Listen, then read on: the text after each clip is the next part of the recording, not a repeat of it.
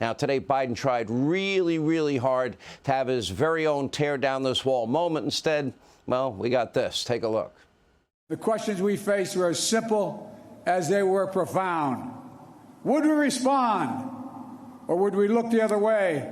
Would we be strong, or would we be weak? All of our allies, would be united or divided? All right, following that speech during his trip to Poland, Biden claimed that he grew up around Polish immigrants. Now, just to keep track, Biden had already claimed that he was raised in the Puerto Rican community. He graduated from an historically all-black college, that he's Greek Orthodox, that he went to temple more than most Jewish people, and he once even drove a big rig. But I digress. Here is Joe Biden's latest claim to fame. Take a look. As a young man, I was born in a coal town of Scranton, Pennsylvania, northeastern Pennsylvania, in an Irish Catholic neighborhood. Then when Cole died, we moved down to Delaware, to a town called Claymont, Delaware, which was a working class town. But everyone in town was either Polish or Italian. I grew up feeling self-conscious. My name didn't end in an S-K-I or an O. All right, joining us now, outnumbered co-host Kayleigh McEnany, former White House Chief of Staff Reince Priebus. Kayleigh, we'll get your take on this first. Number one, the strategy. Number two, the priorities, East Palestine versus, Ukraine and the promises of this massive amount of money. Remember, East Palestine wasn't even declared a national disaster area in the beginning. That's right.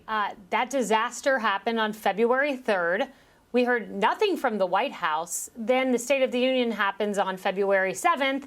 Again, we hear nothing about this in the State of the Union. You have Kamala, who gives a speech on the environment, but yet nothing about East Palestine. And Biden has the audacity to speak about rail, one of his favorite topics. Remember, he told a fib about his Amtrak journeys, too. He's told that one multiple times. But no mention of East Palestine.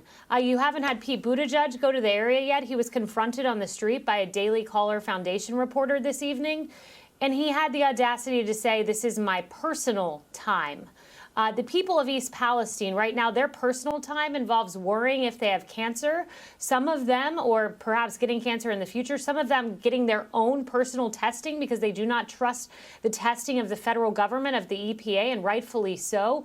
It is insane that the current president will not go there, but very good upon the former president, my former boss, President Trump, who's going there tomorrow to bring a spotlight to this town of forgotten men and women. We have dead fish, we have dead animals, and rightly so, Reince Priebus, we have people worrying about the air they're breathing, the water that they will be drinking, the long-term impact of all of this.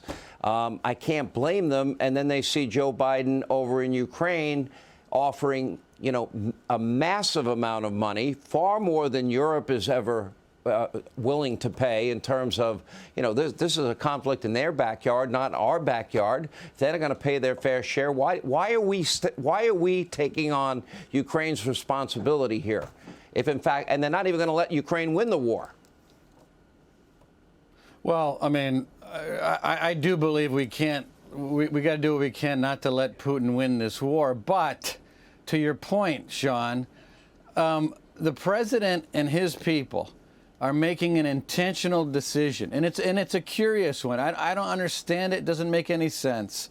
They're making an intentional decision not to go to East Palestine, not to send your cabinet secretary, not to send your vice president. They did the same thing on the border, intentionally choosing to make a public statement. This is a public statement that they're making. They can do both, Sean. I agree with Kellyanne. You can go to both places, but they're intentionally choosing not to. And, don't forget, the president also in that same speech, if you kept playing that story you were playing, he went down memory lane and he was talking about his trip to the Vatican. And he said in that story that he was the youngest member of the Armed Services Committee when he was a senator, when he went to the Vatican, by 32 years. It's impossible.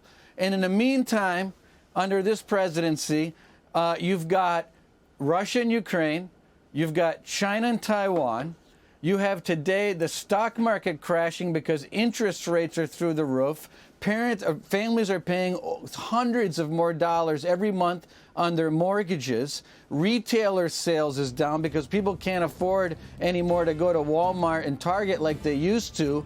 The country's 71% on the wrong track. 86% of young voters think our country's on the wrong track. That's our future. And 86%, almost 9 in 10 young people, think we're on the wrong track, and Democrats don't want Biden to run. That's the reality facing this president. And it's a tough reality, and I think he's going to have to face the music. And Lawrence Summers predicting that the economy is going to crash one way or the other. Not a great prediction. He hasn't been wrong up to this point. All right, Kayleigh, thank you. Reince, thank you.